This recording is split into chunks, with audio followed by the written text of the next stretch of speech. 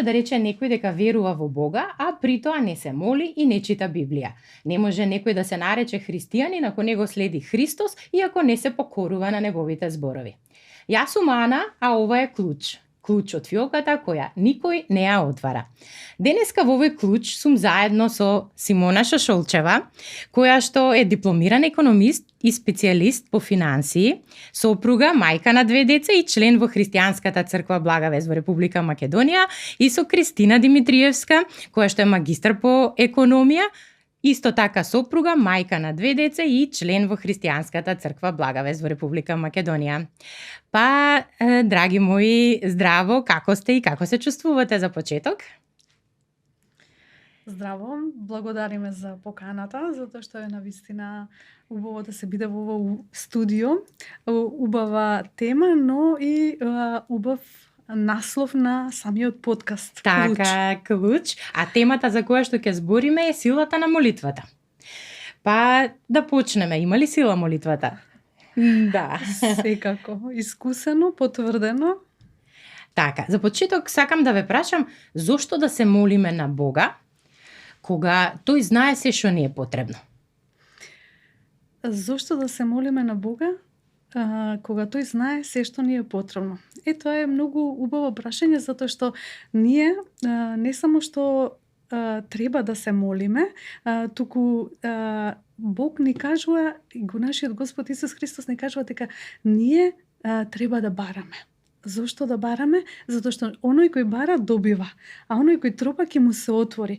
И затоа што има уште еден факт кој што е непобитен, а тоа е дека кога не молиме и не добиваме. Така да. Така да молитвата е навистина една, ако може да се нарече така, ако го споредиме она што ни го кажуваат нашите епископи во Христијанската црква Блага вест, Константин и Милена Кајшаров, вели тоа е како дишењето. И се колку нас ни е потребно тоа дишење, затоа што без дишењето немаме живот практично. А кога дишаме, ние знаеме дека isфрламе јаглерод диоксид биолошки гледано, а внесуваме кислород кој што е битен за животот на секоја клетка. Ако така ја споредиме и молитвата, ќе видиме дека таа молитва практично ни дава да се приближиме до изворот на животот. А што е всушност молитвата? Молитвата представува разговор со Бога. Тоа е жив разговор, комуникација која што ја имаме со нашиот Господ Исус Христос и која што ни е овозможена директно да комуницираме со Него.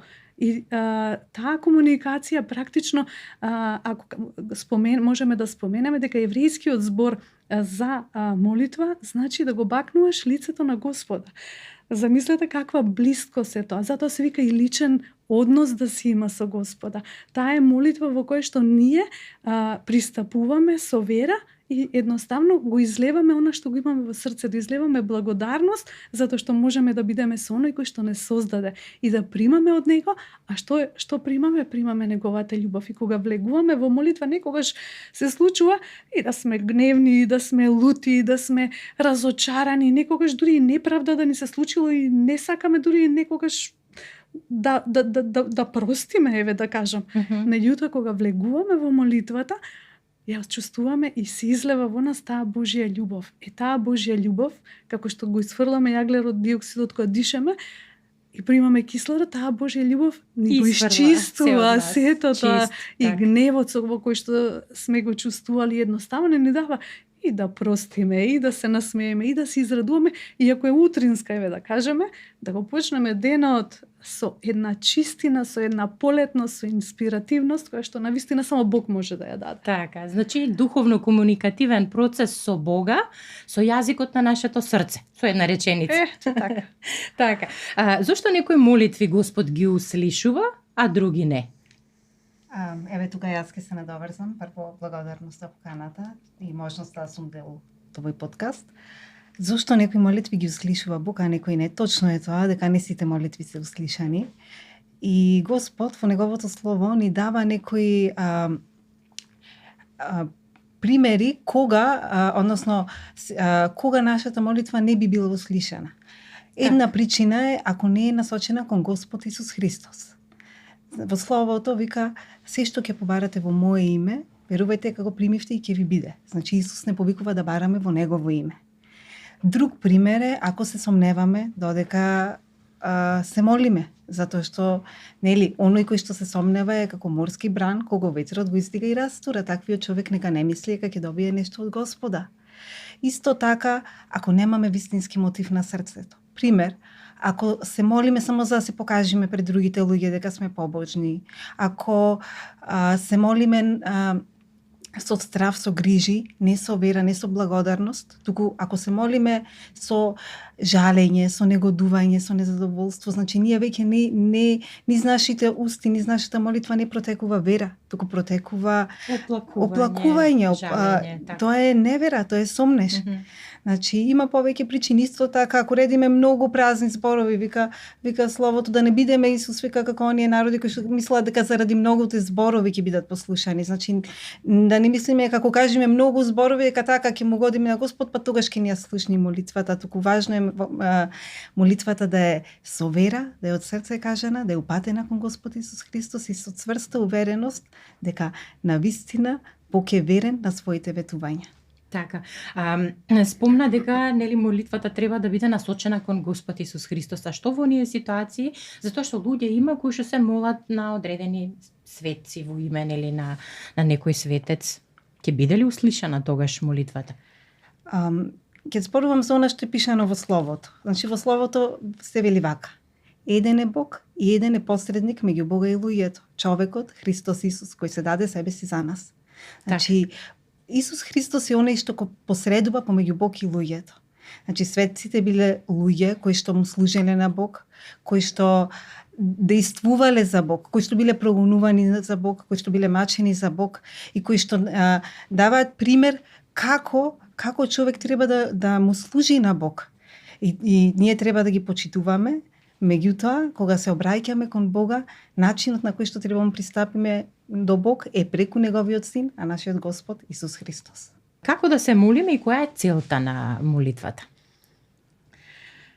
Како да се молиме?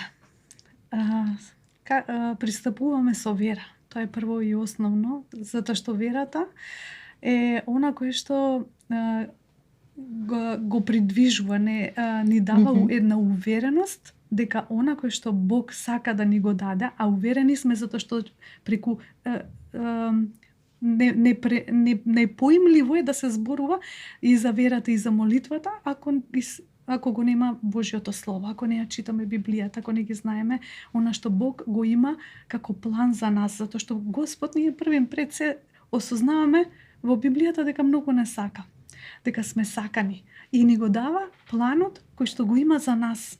А тој план е секогаш замисла за добро, за иднина, за надеж. И осознавајќи го тоа, ние пристапуваме кон него со вера и увереност дека сака да ни го даде најдоброто за нас. И ние пристапуваме токму базирани со вера на тие Божји ветувања. Кои се тие Божји ветувања ги читаме од Библијата. И ослонети на тие Божји ветувања, ние пристапуваме и ги гледаме, едноставно имаме визија дека тоа важи за нас, дека тоа во тој момент Бог сака да ни го излее и ние во таа молитва го очекуваме тоа најдобриот исход за нас да се случи. И едноставно гледајќи го сето тоа, ние почнуваме како го гледаме и почнуваме да се радуваме, да благодариме како веќе да сме го добиле. И едноставно чудата во нашиот живот се случуваат. Се случуваат затоа што едноставно таа релација која што ја имаме и ја градиме со Бога преку молитвата и читањето на Словото, знаејќи што има замисли за нас и дека веќе се е обезбедено, добиваме една увереност и само пристапуваме во молитвата, однесувајќи се со став дека сме го добиле веќе. Значи нема некоја формула. Треба вака или онака. Единствено пристапуваме со вера и неизбежно е нели да се чита Словото, затоа што таму ја осознаваме Божјата волја и кога го бараме тоа што таму нели Господ го кажува за нас, тоа и ќе ни го даде. Да, тоа што преска Кика го спомна, значи баш се присетив во разговоров колку ја имав отприлика 5-6 реченици пред да запознам што е молитвата и дека треба да се молиме. И кога да почне, како да се Господ Исус Христос. Јас имав 5 молитви со реченица која што е малце просто проширена. Да беше фала ти што сум здрава, фала што ми помогна да поминам ово испит, значи или те молам, дај Боже. Сето тоа беше некое такво кратко осврнување, тие беа 5-6 реченици кои што беа шаблон. Меѓутоа разбрав дека не може, како што кон еден пријател не му викаш добар си и комуникацијата не може да се оствари на тоа ниво, ниту со пријател, ниту со роднини, ниту со семејството. Едноставно, ако има комуникација со живиот Бог, е искрена, е лична, е отворена, како да си соголен целосно пред Него и сакаш да Он да те дарува, затоа што се она што ни го дава, благословено и трајно. Се молите? Секако. Да? Според молитвеник? Не. Не? Не. Тоа сега вака една споредба ќе кажам. Дали според молитвеник исто е саме подсетува дека е како да треба да се јавам Ана кај тебе и сум спремила еден лист и да ти кажам Ана татара. Едноставно нити има блискост, нити има некаква нема никакво поврзување во нашиот разговор, така да молитвеникот е нешто кој што некој можда имал инспирација, го кажам, меѓутоа нашата водилка ни е срцето и блискиот однос со Бога. Колку долго треба да се молиме? Во однос на Може да. Во однос на должината на молитвата, значи не е важно дали молитвата е подолга или пократка. Важно е да е од срце кажана. Значи, што е многу важно? Она што го спомна и Симона преќе. Ние, кога се молиме, да се повикаме на Божите ветувања. Значи, Бог толку ни дава прекрасни ветувања во Неговото Слово. Да се повикаме на Неговите зборови, на она што Тој ни го ветил за нас и тоа да го кажеме со вера дека веруваме дека е така и да благодариме. Не треба да е долга молитвата за тоа да го кажеме. Битно е да е искрена, да е од срце и да е со вера.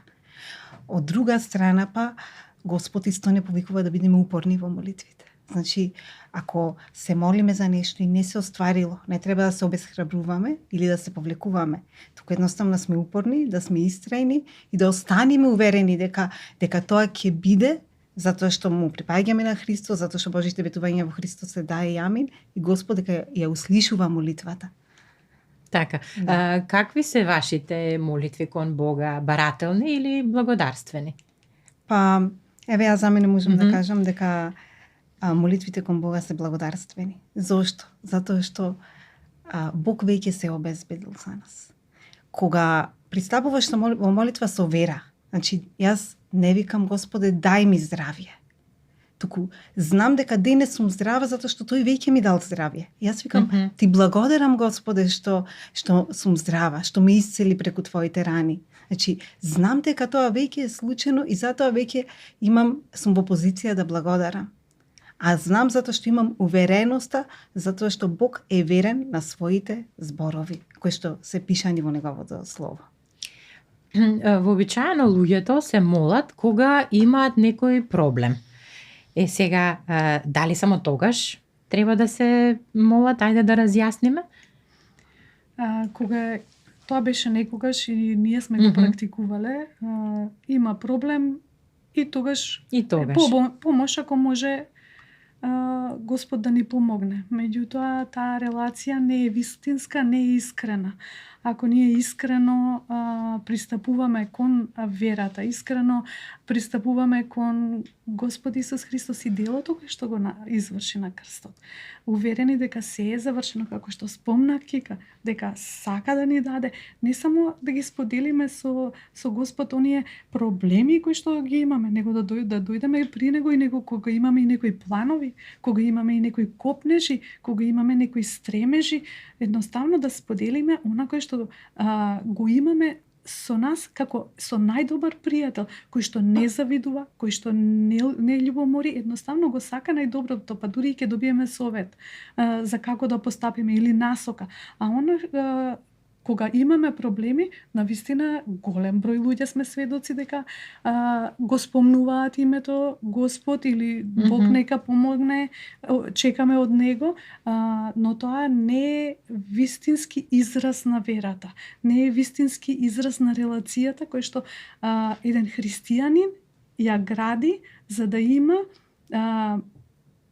блиска релација, за да има благословена врска во која што со очекување ги очекува благословите кои што Бог ги подготвил за него.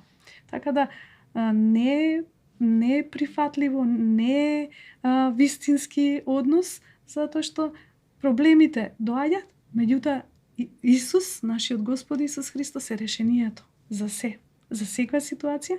Он го има излезот, он ја отвара вратата таму каде што има настанала блокада, меѓутоа и не благословува, и кога имаме, уште повеќе да имаме. Дали е тоа просперитет, дали е здравје, дали е семејство, дали се деца, дали се финансии, дали е работа, се е од него. Треба ли нешто да правиме за да бидеме сигурни дека молитвата ќе биде услишана? Зашто го прашувам ова? Бидејќи многу луѓе сметаат дека, нели, ако однесат во црква да донираат зејтин или некоја донација, да однесат, не знам, фреска или икона или не знам, да се прекрстат свеќа, да запалат или што и да е, мислат дека на тој начин ете ќе им биде услишана молитвата. Ние луѓето сме навикнати ние да правиме нешто за да му угодиме на Господ, за да Господ излее некој благослови, дека ние треба да се трудиме, ние треба вакво дело, такво дело, ваков ритуал, таков ритуал. И тоа е последица на живот во религија и на непознавање на Божјото Слово и на Божјиот карактер. Значи, Господ е тој што се направи веќе за нас. Значи, Господ самиот се даде себе си за нас. Беше распнат на крст, умре и на третиот ден воскресна и е жив и ги плати нашите гревови, ги плати нашите долгови, односно Господ направи се. И сега Господ не повикува нас да правиме нешто со собствени сили, па да заслужиме нешто, тој да се смилува, па да ни услиша некоја молитва или некој барање наше. Не. Туку од нас Господ бара само, вика Словото, да веруваме во името на Неговиот Син Исус Христос и да се љубиме еден со друг. Значи, од нас бара само да веруваме. И кога му пристапуваме со вера дека веќе е завршено делото на крстот, дека се сврши, свршено е, рече Исус, дека завршено е се и дека нема повеќе пречка за ние да ги добиеме сите Божи благослови кои што му следувале на Христос како совршен Син Божи, човек совршен, Господ. Сите тие благослови ние ги добиваме преку вера во него, затоа што му веруваме. Така стануваме посинети од Бог, му веруваме на Бог и преку верата ги добиваме тие благослови и не треба ние дополнително нешто да правиме со собствени сили. Се е направено. Се е направено. Така. Ќе се надоврзам само на ова што го кажа Кика. Некогаш луѓето сакаат да ја заменат молитвата со некои мајли, со некои крстчиња, држејки ги, можда некојаш и да видиме да бакнуваат икона. Меѓутоа, тоа е само да се смири совеста и нема промена ниту на ситуацијата, нема промена ниту на самиот човек и можам да кажам дека во христијанството, па еве крстот ќе го земам за пример. Крстот е празен, некои крстчиња ќе видиме со Господ Исус Христос. Ова што го кажа Кика, тој е вознесен на небото, се заврши. Меѓутоа исто така се сметаат дека ако нешто направат, однесат и тогаш они направиле нешто и сметаат дека Господ ќе се смилува. Меѓутоа ќе кажам дека и првиот знак не беше крстот во христијанството, беше рибата. Сега е крстот, меѓутоа еве нека биде крстот кој ќе го погледнеме поттик да бидеме во молитва. Така. Да. Можеме ли да се молиме за друг човек, например кога е болен, кога е во некакви страдања и поминува одредена ситуација, ама нели не е тука во близина? Дали можеме да се молиме за друг? Да, секако дека можеме и не само што можеме, туку и тоа е наша, како да кажем, како христијани, во христијанскиот живот природно е доаѓа да се молиш за друг човек. Зошто? Затоа што кога човек се повеќе го запознава Бог и расте во релацијата со Бог, Ја спознава љубовта што Бог ја има за човештвото.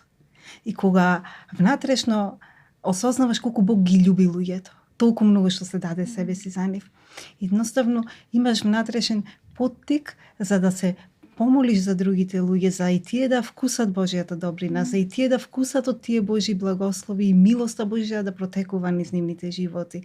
И колку повеќе, знаете, ние луѓето сме склони секогаш секој да се фокусира на себе си, на своите проблеми, своите ситуации, своето семејство. Меѓутоа, колку повеќе растеме во познанието на Бог, Бог не учи да го тргаме фокусот од себе си, да гледаме кон него и тој не насочува што му е нему во срцето, а нему во срцето му е љубов за сите луѓе и природно е, нели, да имаме една молитва за другите луѓе, без разлика дали се блиску, дали се подалеку, така да тоа е дел од христијанскиот живот, нели, впрочем, втората заповед вика љуби го ближниот како себе си. Кога ние се молиме за другите луѓе, сме во позиција да ја оствариме таа заповед. Така. Во поглед на молитвите, во Христијанската црква Блага вест во Република Македонија има и молитвени терапии на некој начин, каде што тие се отворени и може да пристапи, нели, секој кој што има потреба, дури мислам тие се и бесплатни и отворени за секој. Така е. Тие се одржуваат редовно. Има на Facebook страницата на Христијанска црква Блага вест објави, кој што може секој да ја заследи страницата и да ги прима тие информации, за да може да знае, секој може да дојде. Едноставно, можда самиот човек кој што ќе види нема проблем, меѓутоа има некој роднина или било кој што има потреба, тоа може да донесе и парче текстил, кој што е молитва на далечина и помазанието што се случува едноставно преку тие молитвени терапии, практично преку луѓе, верниците кои што во оваа христијанска жива црква, Блага вест, едноставно водени сме од Светиот Дух, нашите епископи кои што се крстени и потоа и ние го примивме Светиот Дух, а тоа е се по примерот на нашиот Господ Исус Христос, кој што и Христос ја започна својата мисија на действување кога беше исполнет, односно крстен со Светиот Дух во реката Јордан од Јован Крстител. И од тогаш започнуваат и чудата. Истото се случи и со апостолите и денеска се случува истото во жива христијанска помазана црква. Тоа е тоа е мисијата на нашите епископи Константин и Милена Кајшаров, христијанство живо, кој што има молитвени терапии, преку тие молитвени терапии практично помазанието кој што го има и силата која што действува преку Светиот Дух се излева врз или текстилот или врз болните, продира длабоко и таа Божја љубов допира до секоја клетка, оживува, обновува и едноставно прави промена дури и на нешто што можда сме го скриле многу длабоко во нас, едноставно продира и разрешува. Имате ли примери да споделиме, еве, да слушнат и сите кои што не гледаат за услишана молитва, некое сведоштво? Имаме многу. Бројни. Многу, да. Ајде, може така по еден-два примери да споделиме и веќе да привршуваме. Еве, јас би споделила на кратко.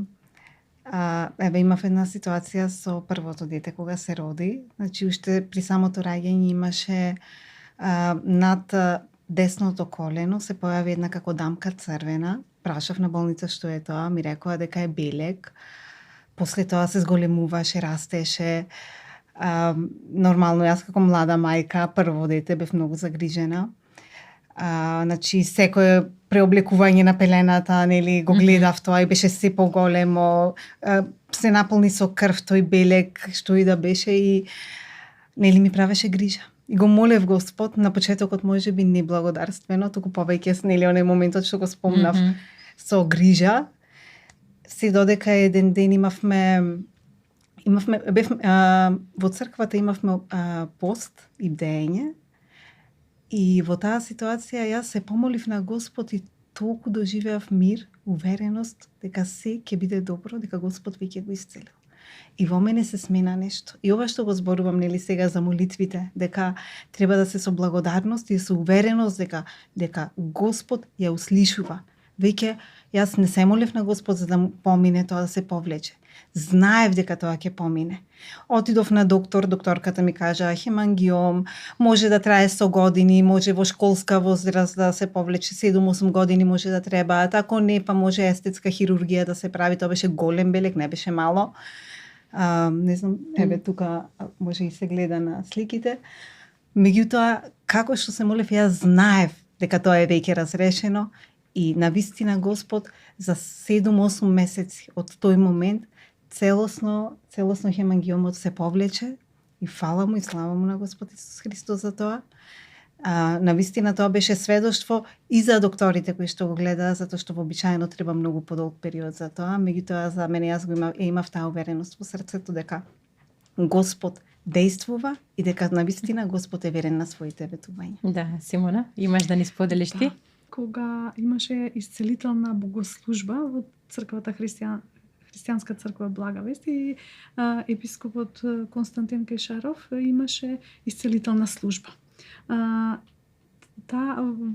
Застанав до една жена која што имаше здравствени проблеми, а јас во тој период се соочував со некој како сува кожа на лицето и ми беше како обтегнато и црвенило се појавуваше, како да ќе испука, онако ќе имате испукани раце и навистина ми сметаше затоа што беше на лицето и црвенило се гледаше.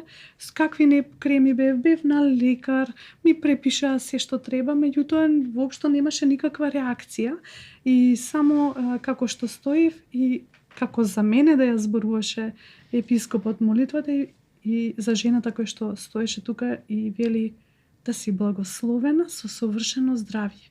Така одекнуваше тоа во моите уши, едноставно како да ме обзема една таква наплив на живот, на радост, на една сила која што дури не знаев ни дали стојам доле, дали сум се уште стојам на нозете. Едноставно ја почувствував како да целосно ми исполни, како ништо друго да нема, едноставно се беше совршено и утредната кога станав немаше никакво црвенило и никогаш беше не се повтори. Так. Како верници во Христијанската црква Благовест, на што ве учи епископ Константин Кајшаров? Како би го опишале? Што учите, што примате од него? Јас вака можам да кажам, значи најголем дел од работите кои што ние, барем јас за мене знам дека она што денес го доживувам како личен духовен развој е во голема мера поврзано со јас да бидам дел од Христијанската црква Благовест и да сум дел од предавањата и проповедите од нашиот пастор. За пастор Константин, на почетокот, кога дојде во црква, немав некој определено мислење, ниту позитивно, ниту негативно, немав предрасуди, немав мислења, ставови други луѓе. Меѓутоа, како што поминуваше време, го запознавав преку она што го зборуваше и преку она што го правеше во црквата. Имав можност одблиску да видам што работи и како действува и како му служи на Бог. И моето мислење се формираше врз основа на она што го гледав и врз основа на она што го слушав во црквата, а не од други мислења.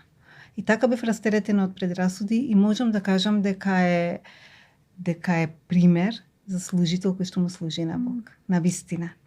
Дека е човек со многу љубов и сочувство за луѓето и со внатрешен поттик на вистина да им помогне на луѓето, насочувајќи ги кон Господ Исус Христос. Исто би сакала да кажам дека една многу убава карактеристика кај него е храброста. Храброста да стои секогаш за она што е вистина, да стои секогаш за она што е според Божјото Слово, дури по цена да биде неразбран од многу луѓе. Знаете, во денешно време моралните вредности се изместени, семејството како клетка станува дисфункционално во многу аспекти. Младите се учат на некои вредности кои изместени се тие вредности кои што се поучуваат младите и навистина во вакво време е предизвик човек да остане цврсто до она што е вистина и до она што Бог кажува како врховен авторитет, каде е линијата, ова е добро, ова е лошо. И навистина нашиот пастор има таа храброст и таа решителност секогаш да биде на страната на Бог и на Божјото слово. Така. Имаш да додадеш? Да, ќе се надоврзам, значи со чувството кое што го искусуваме во оваа црква, за мене е асоциација на и ќе сгрешиме, и луѓе сме, меѓутоа она кое што го добиваме од нашиот епископ е секогаш подадена рака, не притиска надоле или за да пропаднеме кога паѓаме. Едноставно ја поружа онаа Божја рака на разбирање, на сочувство и на милост, за да се извлечеме од ситуацијата и за да станеме и повторно да продолжиме по патот кој што го предопределил Бог. Визионер, кој што за секој ден од нас гледа визија што Бог има за нас и е уникатен служител на Бога, кој што не само преку својата мисија која што ја има, едноставно целиот негов живот е сведоштво за мисијата која што Бог му ја дава, како професионално, така и како семејство, целосна поддршка и целото семејство сплотени по Христовиот пат чекора. И уште нешто би сакала да додадам е она кое што тој го изразува е дури и некогаш кој ќе ни каже, го кажува за наше добро. Значи, кој ќе ни каже татко, кој што ни бил татко физички, некогаш и ќе сгрешил. Ова секогаш не насочува за наше добро. И тој е учесник во се добро за што го добиваме и во радоста наша е учесник. Навистина во нашите животи. Так, прекрасно. За крај уште по некоја порака до сите кои што не гледаат, ако имате, или? Еве, јас кратка порака, значи до сите. Ако сакате да видите промени во вашиот живот, во било кој аспект, градете ја вашата релација со Господ Исус Христос преку молитва. Она што го кажа Симона, не само Господ да е на помош. Не, Господ веќе направи се, а ние да се ослониме на неговите ветувања, да го запознаеме Бог преку неговото слово и да ја градиме релацијата со Бог преку молитва и да веруваме во она што е пишано и да бидеме сведоци на неговите чуда. И јас би се надоврзала дека секогаш треба да бидеме припадници на црква, жива црква, за да можеме да ја учиме молитвата, за да прераснеме од молитва која што е благодарствена, во молитва која што е воинствена, во молитва која што е застапничка, во молитва за други, да исполнуваме како што кажа Кика, втората заповед, дека љубете ги ближните како себе си и да навлегуваме, дури и да заповедуваме во тие молитви. Едноставно, за да се градиме, ни треба и црква. Молитвата е ја учиме во црквата. Така да еден повик да дојдат и во црквата блага вест со шети копнеш, да бидат и во молитва и во Божјото присуство. Така, преубаво, ви благодарам. И јас само би додала дека ако сакаш да имаш поинаков живот, треба да имаш молитвен живот. Довидување до следниот клуч.